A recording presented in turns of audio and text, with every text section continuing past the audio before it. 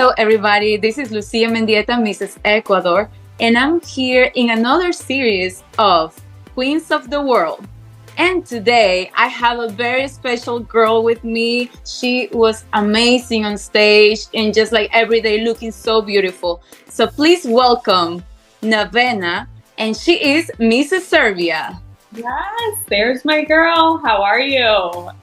I'm good. It's so great to see you, and I am just like very happy that we get to connect and do this series. I want the people to know about your journey, how everything went through, and even at this point, like going back home, how everything went. So I am happy to see you again and can't wait to see you in person.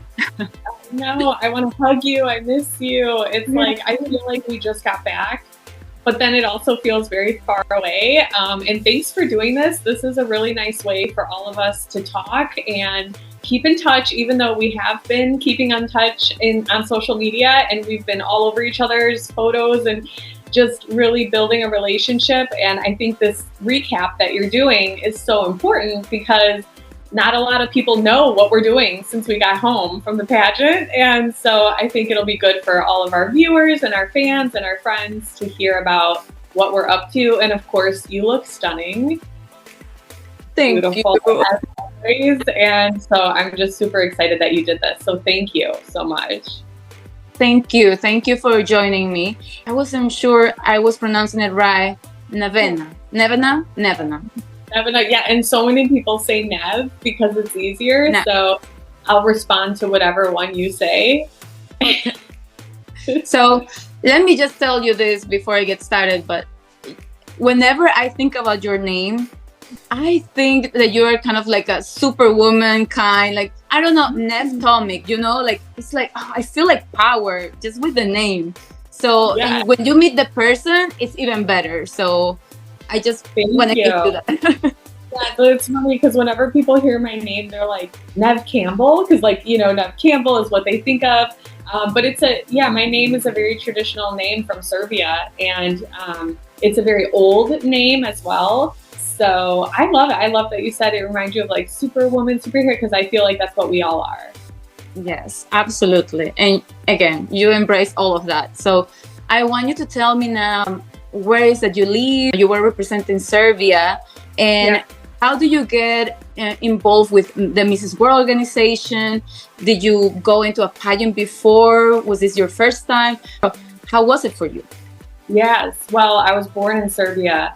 My husband's Serbian. We've got two boys, Aleksandar and Dimitrija. They're both, we're raising them Serbian as well. And I'm first generation into the United States. So we have properties in Serbia and our families kind of go back and forth. But we live in Florida. We've always been based in Chicago, but we live in Florida now. And I work with a lot of organizations out of Serbia. And, you know, it's funny, my pageant journey is probably not very similar to all the other delegates because I haven't done very many pageants. I did one back when I was a Miss for a different system, and it was just a quick pageant that I did. It was something for fun. I didn't really take it very serious because I was young. I was unmarried. I didn't have kids. And then, you know, fast forward to now, I thought that it was a really great time to jump back in. I'm a mom, I'm married, and I'm very busy. I own companies and have a lot going on. And I started putting myself last on the list. And I thought to myself, if there's ever a time for me to make sure my country is represented, that was first and foremost why I wanted to do the pageant. I constantly was watching pageants, not this system, not just this system, but all systems. And I would never see a Mrs. Serbia or a Miss Serbia. And I was always looking for her because that's my sister, you know? And so earlier this year, I reached out to the Mrs. World organization and I wanted to become a director. And I wanted to host a pageant in Serbia to be able to give girls an opportunity to compete. And so I was that was originally my conversations with the Mrs. World organization. And from there, you know, the kind of the staff was like, well, why don't you compete? We like your background. We like your story. Why don't you come and compete first? And then later, you know, we could talk about the director route of me hosting the pageant. And so that's how I ended up becoming, joining the organization. And one of the things that I think is really important is, a lot of girls in my country don't compete. They don't know about pageantry. They don't know how to get started. And most importantly, they are not able to come to the US unless they get a visa. And so, I think there's a long way to go to be able to get, a lot more people from my country involved. But because I've held the title, I have had so many people reach out saying, I want to do this. I want to be Mrs. Serbia. I want to be Miss Serbia. I can't believe you're doing this. How did you do it? I've never heard of a Mrs. Serbia. I mean, it's really caused a lot of buzz in the Serbian community, and I've had a lot of support. And so that's how I got to the position that I'm in now. Wow. I mean, I'm just blown away because I just want to say thank you, Mrs. World, for encouraging her to compete because, I mean, you were marvelous through the whole pageant. Your personality is great. And just to imagine that you were going for a director position, but instead you started now as a contestant. I mean, and it was amazing. And now you can actually guide the way for another person to do the same thing. Exactly. Yeah, and I mean, I think to your point, that's exactly right. I think it would make most sense to compete myself and learn and experience before I become a mentor for other girls. So who knows what the future holds? I'm taking a minute to digest all of this because it was such a unique experience. And of course, I don't want to give up my title. I never, even coming up to Mrs. World, I kept telling my coach, I'm like, I don't want to give up my title. I want to carry it forever. So, it's a matter of time to see what'll happen in terms of when I can become a director or how many years that'll take. But I think at the end of the day, no matter what happens, we need to continue allowing girls from my country to have this type of opportunity because they don't get a lot of opportunities overall from a career perspective because of the status of the country. And if we can have at least 5-10 women compete and be able to prosper their career, then it'll be a big win for not just the Mrs. World organization, but also for my country and also for the Serbian heritage. Yes, that's absolutely right. And I think, again, you're going to inspire so many other women. I am so happy that you did this. And like you said, it's more than representing yourself. You're doing a representation of your country. So that is amazing. That's huge. So well done. Thank you. I think you brought up a good point too. I mean, for me, I kept telling myself, no matter what happens at the pageant, nothing's going to change in my life. My goals stay the same. I'm going to do the same things. My career stays the same. The amount that I put into opportunities for my country will stay the same. So, to your point, competing is such a small part. There's so much more that goes into it that people don't know about. Being on stage is fun and it's a lot of work and we're really putting our bodies through a lot to get on stage and compete. But at the same time, that's not what the pageant is about. There's so much more before, during, and after you're done competing that I think people don't know about. Exactly. And that goes to my next question, because I want to know, how long did it take for you to actually prepare yourself? You said right now you were talking about a coach. So you got coaches, you got people that help you with hair and makeup. I want you to take me through that path of what steps you took in order to be prepared for this competition, and then how was it once on the pageant week? Yeah, well, my journey began with Mrs. World back in April. And so I pretty much hit the ground running. I was doing events, public appearances, TV shows, radio shows, podcasts. I was doing a lot.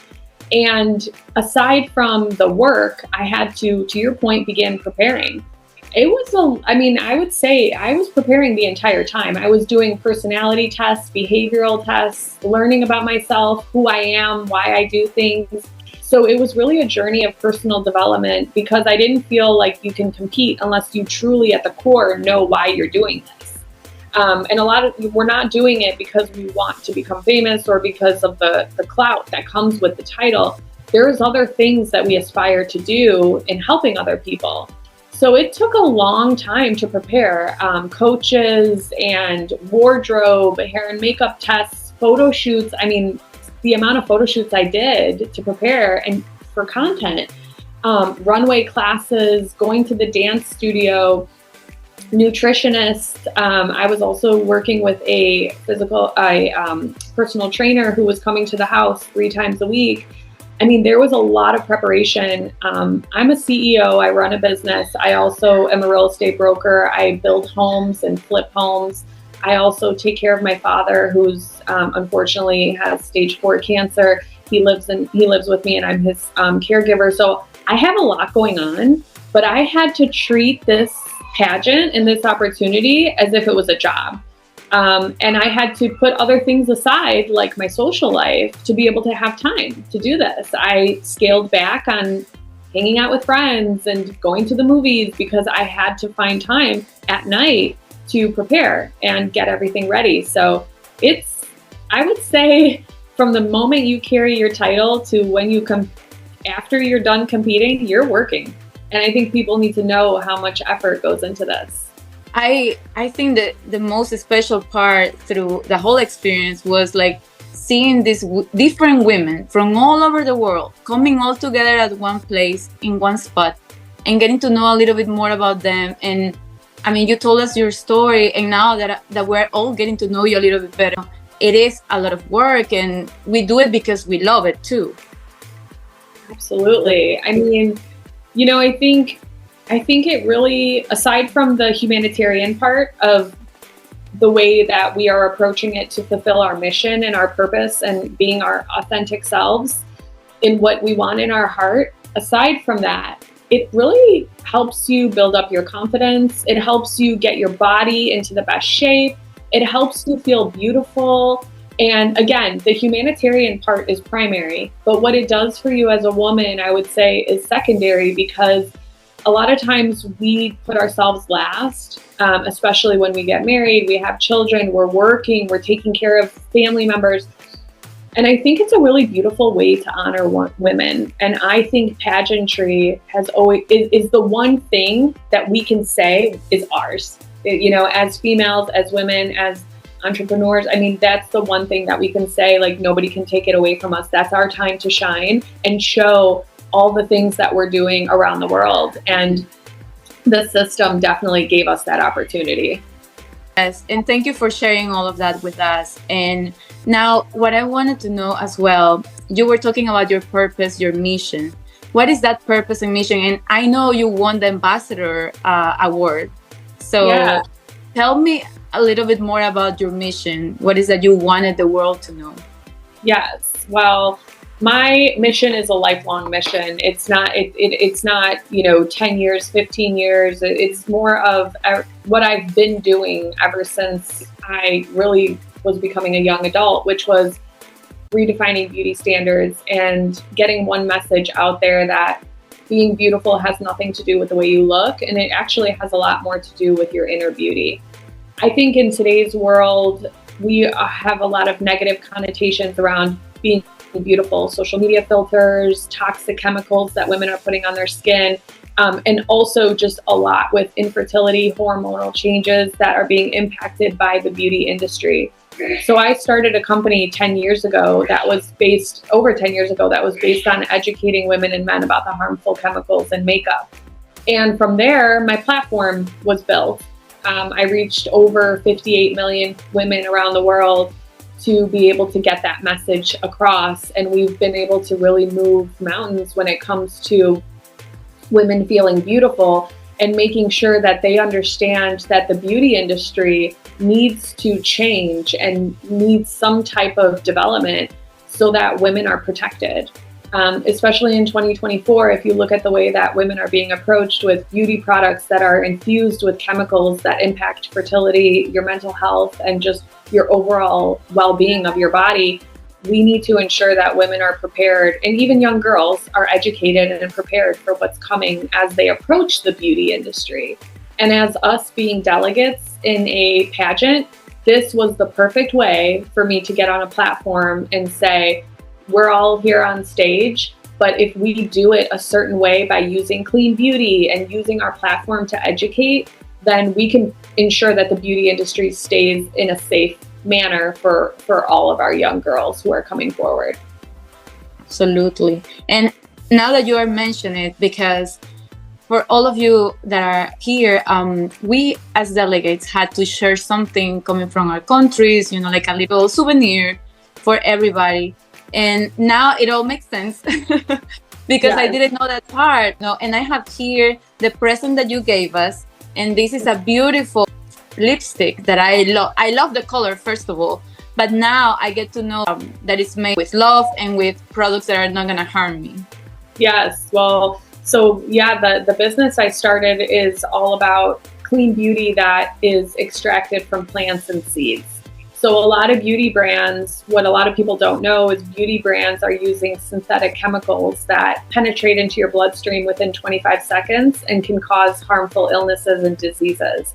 So my brand is all infused with natural ingredients, vanilla, antioxidants, no glue, no plastic, no formaldehyde. Formaldehyde is a chemical used during the embalming process when someone passes away to preserve the body.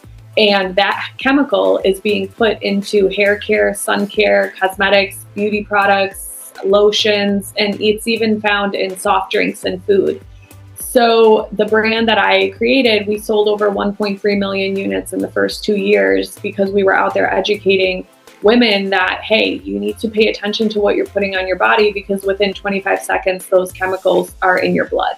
And that's where a lot of health issues come, fertility issues, mental health issues, just the overall wellness of your body, your mental and emotional state can be impacted by what you're putting on your skin.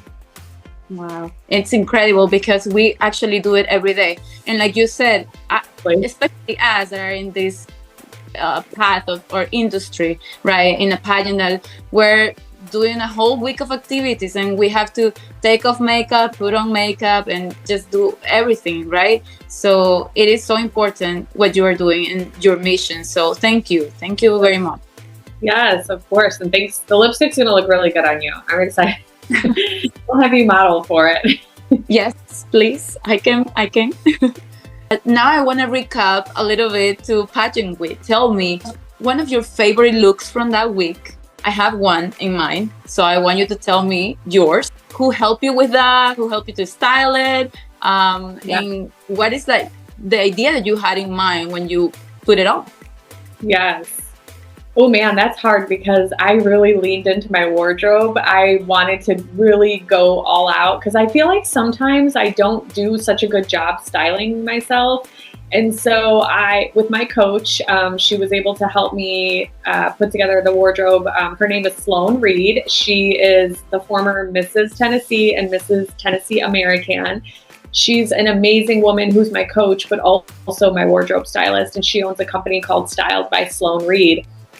And one of my favorite outfits, well, I loved everything. I mean, I think I'm keeping everything I wore, but my favorite is definitely my evening gown. I loved my evening gown. That was that kind of mermaid-ish color, purple, turquoise, silver, metallic gown that I wore on stage. And the reason why I liked that the most was I felt stunning in that outfit. I loved that it wasn't your typical pageant dress, and that's what I wanted because I'm not, I haven't done pageants, and so I wanted to wear something that you would see at New York Fashion Week or in Paris or in Milan, and I wanted a couture gown, and so I went with a Ramona Designs dress that actually was worn by Miss Universe Arbani. And I don't know if you know Arbani, but she is really big in the fashion industry. She's always at New York Fashion Week. She's always doing cool photo shoots, and this was her gown. And I just loved how it had that big piece that gave me queen vibes. It had a high slit, and it didn't have any beads, no sequins. It fit me, and I felt like in order for me to feel my most comfortable on stage, I wanted a gown that wasn't conforming to beauty pageant standards.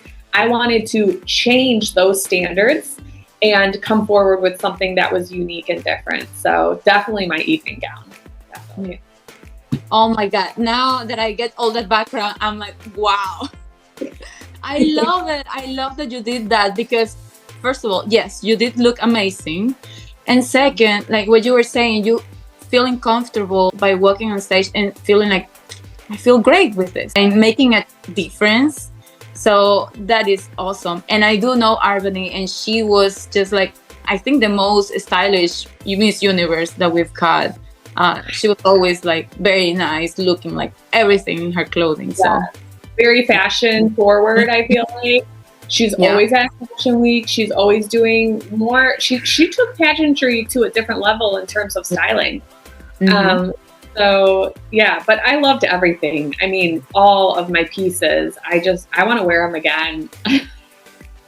So I have to say now which one I like the most from your gowns. So, and I know probably it wasn't the most comfortable, but I love that dress that you wore at the dignitary dinner. Like it was also like, I felt like you were coming out of the ocean. Like you were one of the queens of the oceans, and you were just like wearing it all. And I just remember, oh my God, she looks amazing. Thank you. That was the mint. That was a gown from Albina Dila, which is a designer from Kosovo, I believe. And she makes couture custom gowns. And it was very uncomfortable because it had a neck piece. So like I couldn't move around, and it was very heavy. So that gown is very, very heavy. It's full beads. It's mint aqua blue. And it had long sleeves. So at dinner, like whenever people were talking to me, I had to move my entire body to be able to talk to people. But and you know, it's funny because a lot of people were like, why didn't you wear that on stage? That you should have wore that on stage. And I felt that, to be honest with you, I felt like that maybe was a little bit too provocative for the stage, like because it had the open chest. And I wanted to be more conservative in terms of like being respectful to my husband, and not having like that out on stage, even though I didn't feel like it was too revealing. But at the same time, like when we were at dignitary, I at least had like my sash. So whereas on stage we put our sashes lower. So right. No, I mean, I think the timing that you used, it was perfect. So no, I think you did great, and I love it. And I know it wasn't comfortable because, you know, but I think in name of fashion, we make sacrifices sometimes. Beauty is pain sometimes, and I feel like that gown was like a perfect example of having to be a little bit uncomfortable. But dignitary dinner was only for, I mean, that was such a short period of time where we were wearing the gowns. So I feel like it worked. And then I got to take it off, but I want to wear that dress again. I mean, I love that gown. So maybe I'll wear it on stage one day. Who knows? No, I would love to see it again. Now, I want to say, Nev was one of like the main dancers in the front of the row when we had our number. We had a Viva Las Vegas number. She moves amazing. So she was great. I saw it because we had to practice and rehearse, and I could see her whenever they put her in front, and I'm like, she's got the moves. She's got the moves. Tell me about that experience. Oh man. Okay. Well, can I tell you, when they put me next to Mrs. American, Hannah, Ballerina Farm, I was like, no, please don't put me next to her because she's such a good dancer. And she's a professional ballerina dancer. Like, she's very great at dancing. Then they also had, so it was me, Hannah, Mrs. American, and then Kelly, Mrs. Virgin Islands. And she, I think, used to be like an NFL cheerleader. So I was like, oh my gosh, why are they putting me here? What I will tell you was I do enjoy dancing, and I like that. I haven't danced in years. I'm not a professional dancer. I never did. I only did cheerleading when I was younger and Serbian dancing, our traditional folklore. So when Frit and Frat, because I did not volunteer, may I add, when he asked for the professional dancers, I did not raise my hand. And then when Frit and Frat said, Mrs. Serbia, come on up, I thought to myself, oh man, what if I fall? What if I can't do it? And what I will tell you was I was very excited to be in the front row. It was fun, but it was a lot of work because every time in rehearsals, I couldn't just do the moves, I had to go all out because I'm in the front row. And I didn't want to lose that position of the front row, and because I didn't want Frit and Frat to think, oh, she can't handle this. But I don't know if you remember, Lucy, but like at the end of the dance rehearsals, I was like huffing, like I couldn't take a deep breath. I was so, it was fun, but it was a lot of work. So I'm cracking up here, so I don't want to laugh out loud, so it doesn't go to me. But I mean, you did amazing. I think everybody in the front row, they were just like the chosen ones, because sometimes I would miss a step or something, so I was like glad that I wasn't in front row. But I think the night of, we messed up. I don't know if you saw, but the performance, we were like all off, and it was. But it was fun. It was fun. It was really fun. So. Don't you worry. If we get a video, I would love to have a video about that, because we had so much fun rehearsing and everything. So it would be nice. Well, it's funny because my coach had actually given me a piece of advice, and this was many months ago. She said, get ready to dance, and I want you to start practicing. And so for many months, I was actually, brushing up on my dancing skills and getting ready. Dancing in my heels whenever I could. So to anyone getting ready to compete in any system that has an opening number, take dance classes, get out to the dance studio and get ready, because that's a big part of the competition, was the opening number. So yes, and people are seeing. Sometimes some of the girls were like, well, it doesn't matter if we mess up because they're not going to see us. But I think we're all in the spotlight. We're all being recorded. They were showing this live in a link. So it's like they are seeing us. They are looking at us. So we better look good. This is true. Family and friends are looking for you. Where is she? Is she on tune? Is she dancing? Does she look good? How is she doing? So yeah, I agree. I think it's a pretty big part of it too. So. Yes. And now I want you to give me a highlight from the whole experience, and then you take me back to returning home. Now, pageant week is over. How was everything? Of course, we had so many emotions during the finals. So I want you to take me through that. Yeah. Well, I had a lot of really great moments at the pageant. The first was when I arrived at the hotel and we did the Serbian traditional dance before I checked in. And that was a really big part of what I wanted to do at the pageant. That was a very special moment for me, because I wanted people to see our culture, and I wanted people to know that I'm here competing, but it's really all about my people and my country for me. So I invested a lot to be able to make sure that we had professional dancers come and drop me off at Mrs World. So that was a big part of my highlight. And then, of course, the finale, I had people flying in, and it really meant a lot to me for the people who flew in. I couldn't believe that people took time out of their lives to come watch, to fly in, to log into the live stream. So that was a big highlight for me. My husband was there, and we have two boys, and it was my mom and my mother-in-law, and everyone stepped in to be able to allow me to do this, because I've never left the house for that long. I've never really been away from my kids. I try to take them with me whenever I go places. And I've really only left for work for like 24 hours. I never leave my children. So it was a big deal. So that was, really big highlights was the support. I didn't anticipate I would receive that type of support. And then when I got home, it was a lot of emotions. I felt like, of course, I missed my children. I missed the house. I missed my lifestyle, my routine. But when I got home, I really began missing all the contestants and feeling like, did I invest enough in the friendships that I had that week, or was I too focused on the competition? And I started just like thinking about my experience, and of course, every emotion goes through your head: happiness, sadness, could I have done things different? Do I want to do this again?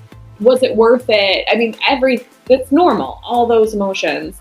And so I took a few days off from work. I have quite a few different things I do for my career. So I took time off from everything, just snuggled with my kids. I talked to only the people.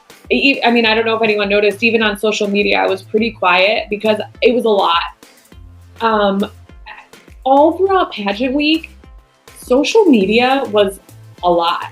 And I'm not used to that. I am very to myself. I'm home with the kids. I'm with my husband. I don't really go out and do too many things. And it was very overwhelming. So I needed a minute. I took a lot of hot baths. I was pampering myself. I was snuggling with my kids, spending time with my husband, talking to only my core people while I was recovering from pageant week. I took a little break from social media just to breathe, and my body needed a minute. I had 3 spray tans, I needed to I wanted to wear no makeup, no hairspray. I don't wear makeup during the day. I'm usually just working from home. And so I needed to just recover. Honestly, it was 10 days. I was in Vegas for 11 total, because I flew in early. So it was a lot to come home. It felt good to be back in my routine, but then of course I was missing, the experience, and I could digest it. So I don't know if you felt the same way when you came back. It's a lot. It is a shock. It is different because yes, you are doing so many different things in one day during pageant week, and then you go back home to pretty much crickets. Yeah. Or just going through your routine. And I'm actually happy that you brought up all of this that you did. You took some time off to yourself to kind of take it all in, and just be with your closest people, because I think that was very smart and important to do. My experience was a little bit different. I went right back to work. So literally the next day I arrived. So it was different for everybody, I'm sure. Yeah, definitely. Yeah, I think, I had already had people tell me what it would be like when we got home. Your feet were hurting, your knees were hurting, my back, so I had already thought to myself, okay, I'm going to give myself a little bit of grace, and take a few days because of the kids too. What I noticed was my children were very needy when I got home. They usually they're with me all day, but when I got home, you could tell that they were kind of what's going on? Where was she? Why is she acting different too? So I felt like I needed to do it also for them, because I feel like they needed a minute. I think they were a little confused, what was going on. And I wanted to bring my kids, and I kind of was debating whether or not I should have them come to the pageant. I had never competed for this system, and I didn't know what it would be like. And so I didn't know, could I even see them if I brought them, because of the roommate situation. And, a lot of people, I don't know if they know, but we get assigned with roommates. And so for safety reasons, we're supposed to stay with our roommate at night. And so I didn't know, if I bring them, am I even going to be able to see them? So we just made the decision for them to stay home. And I think at the end of the day, that definitely was the right decision, just based on some of the things at the hotel with the casino, and my kids are young. So just really make too much sense. Yeah. So how old are your kids? And then who was your roommate? Yes. Well, I have 2 boys. My oldest is 4 years old, and his name is Alexander. And my second is Dimitrie. We call him Dimitri. He's 2 years, a little over 2 years old. So they keep us very, very busy. And my roommate was Ukraine, actually.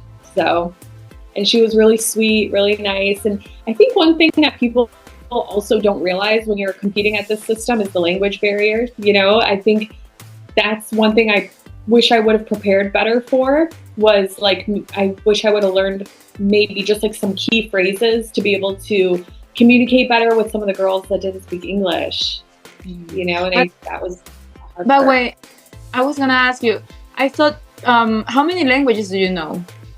So, so in our country, we speak Serbo-Croatian, but it's Serbian. And so that's our main primary language. I'm also part Russian, very, very small part Russian. So I speak a little bit of Russian, very, very little. And then in school, I learned French. So I could speak a little bit of French. And then, of course, just like very minimal Spanish. I can understand some of the things. Oh my God, no, it's amazing. Yeah. And then, of course, English. So. Yeah. Now, like you said, it is definitely something to experience. In the thing or the key part, like you were saying, preparing also for the different languages that you're going to encounter, some of the difficulties sometimes to communicate to everybody and be able, and for them to understand everything that you have said. It's just, I love the story. I love knowing a little bit more and better how you were going through. We can relate a lot in different things. And I just wanted to know also, because this is just like a question I had, and I was like, I don't know if anything that you planned through the whole pageant went wrong. Like, let's say a heel broke or something with your outfit, or, you know, because I know that we normally couldn't tell, but I just wonder, because I do have one thing that happened, but I don't know if for you it did. Oh, yes. My costume did not arrive. So crazy story. Originally, I was going to carry it onto the flight as a, carry-on. And my husband at the last minute was like, I don't think that's a good idea, because I was wearing the Serbian eagle, which was 10-foot wings. So on each side was like 5 or 6 feet. A total across was over 10 feet. I think it was like closer to 12. So we were going to wrap them and have them just go on the flight with me so that I didn't have to worry. Well, like I said, my husband was like, I don't think it's a good idea, because what if they get damaged, and what if they don't fit in the overhead and then they have to go under the plane? So we decided to ship them. Well, there was some bad weather going on in the middle of the country. I think it was like right around like Tennessee, Kentucky. I believe there was some bad weather.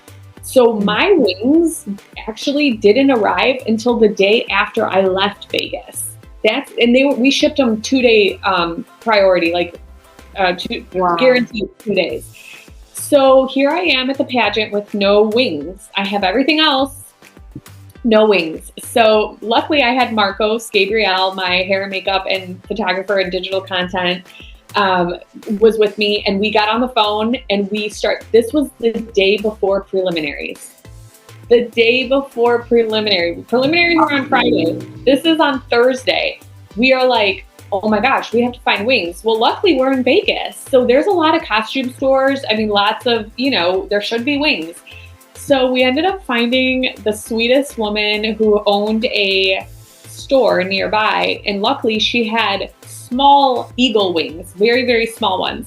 So what I did was I bought 4 pairs of wings, and we glued them together in the hotel room. We tied them together, we glued them, and we made, actually, the wings I wore were actually 14 feet. They were bigger than the ones I originally was going to use. And wow. So it worked out, but poor Marcos, I mean, he came to do hair, makeup, and to take photos of me and kind of be like my one jack of all trades. But I mean, when we were doing, he had to be in the room gluing the 4 pairs of eagle wings together. It worked out, but it was stressful. And now my wings are in Vegas at the Westgate, and I don't know what to do. Oh my God. I mean, this is the best story ever. And I cannot believe it. I mean, I think that's probably one of the fears that one gets when you are traveling somewhere for a pageant. What if I ship something and it doesn't get there? And there you go. Yes. Oh. Well, so there was another contestant who, same thing happened with her evening gown. And there was actually 2 women that had issues with their evening gown arriving because of the weather. It was bad. So note to self, anything of importance that you need, put it in your carry-on, bring it with you on the plane. My coach told me, but I didn't follow that one direction with the wings, but it all worked out. But it was stressful. I I know. And you made it work. That's the thing. I think you should give yourself a lot of credit because you thought about, okay, let's fix it. And then you found a way and you got even bigger wings. So exactly. But also, I mean, some of the costumes that we competed with, I mean, they were stunning. I think Korea, her costume was made by Beyonce's costume design. So, I mean, just they blew me out of the water with their outfits for country costume. Yes, I mean, there was a lot of effort, and that's why I think this series is gonna help us understand also all the work that we all put together to come here and to be on the stage in Vegas. So again, thank you so much for sharing all of this, Nev. I really love everything that you have said and your mission, your message. And I want you to tell me or to give us some advice for the women that are watching this. Could you recommend going through a pageant like this? What could you be your advice for them? And what is that you want them to understand about who you are and what you have to offer? Yeah. Well, I will say I definitely recommend pageantry. I'm a big advocate of pageantry. I always will be, no matter what happens. I mean, I will always believe in this, the power of giving females and women the opportunity to be their best.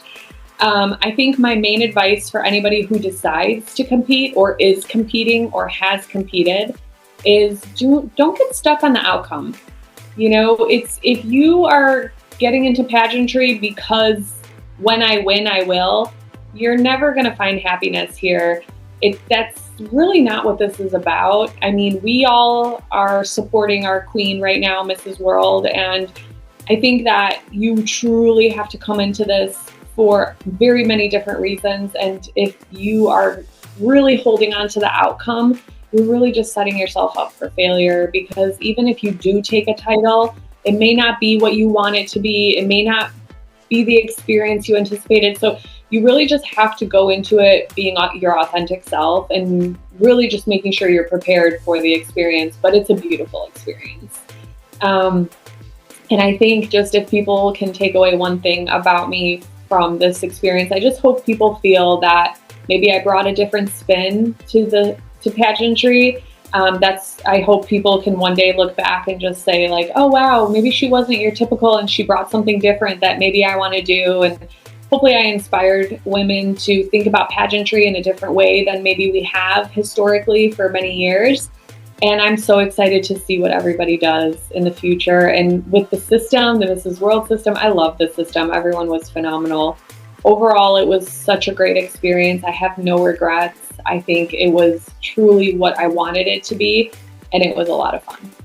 Yes, and I totally agree with you. I mean, it is beyond what you can imagine, because I think sometimes you can think about something, how it's going to be, but then when you actually leave it, it is even kind of like better. I don't know if you can top that, but again, thank you so much. I love you. I love you, and I love to meet you.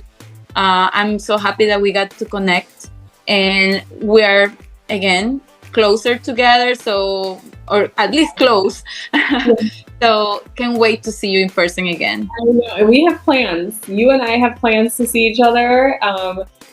I know we're going to spend time together. We will definitely continue our friendship. And you were just one of those people that made me feel so happy and warm at Pageant Week. We loved you. Marcos and I we were like, she's our girl. And you were just so sweet. You translated for everybody all week. I mean, you really did it on stage.